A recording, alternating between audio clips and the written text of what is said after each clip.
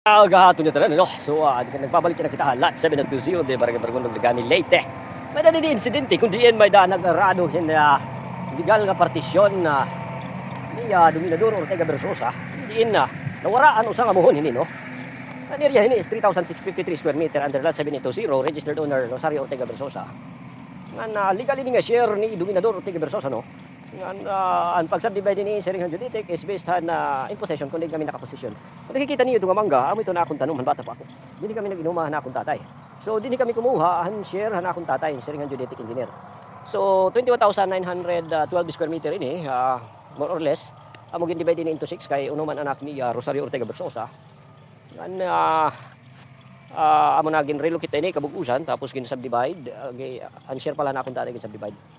May na nagsisinamag din nga tao nga wala man yung papel nga pinapakita. Nga iya pagod yung parado nga natanggalan mo hun. In the name of Honoria, ako record, ada mababatian niyo. Pakianak ko nino nag-arado dito. Ako nagpa-arado kanisa ka. Nagsiring man ka mamidi. Karang ni mamidi. Panggad ka mo ha sa seminar.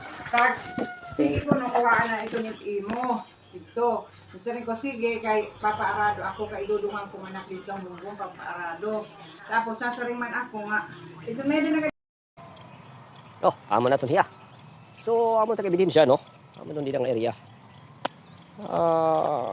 So, anakong reklamo, pagsulod niya hininga area, hinwaray authorization, no? Waray permit or pagsarit, amo niya mga anak ni Dominador o taga Versosa, lalo na ako, kaya ako't na-represent din. Kaya akong reklamo, kay duha ito dito nga mohon, natanggalan usang amuhon. Kay upat ini nga mohon adto dito may river. So amo ito na ako ginireklamo niya na.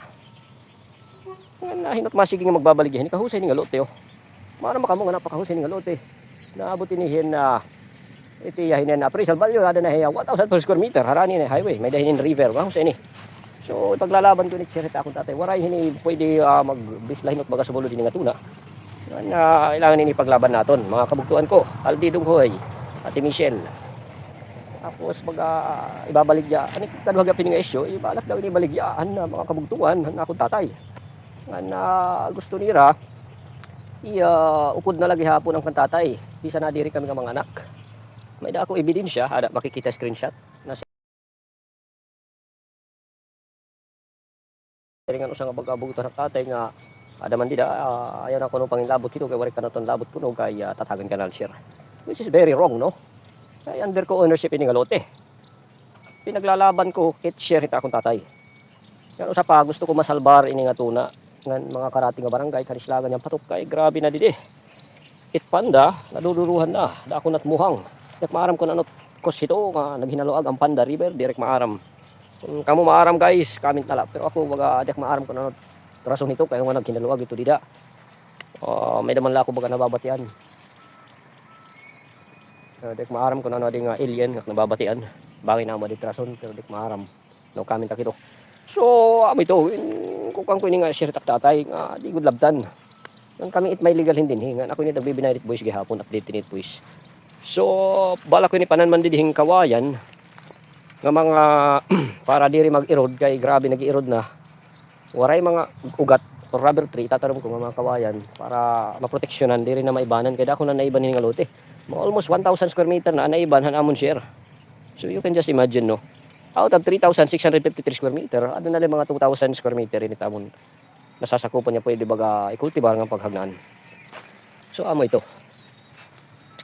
Mga kasangkayan na ini nga issue yung gisishare ko lahi iyo publiko kay bangin kamo maka-experience sa dinhi. Kung mga sitwasyon ba nga kung diin air slot hiya tapos bagaging babalik yahit nga tanan niya bugtot imo kag anak.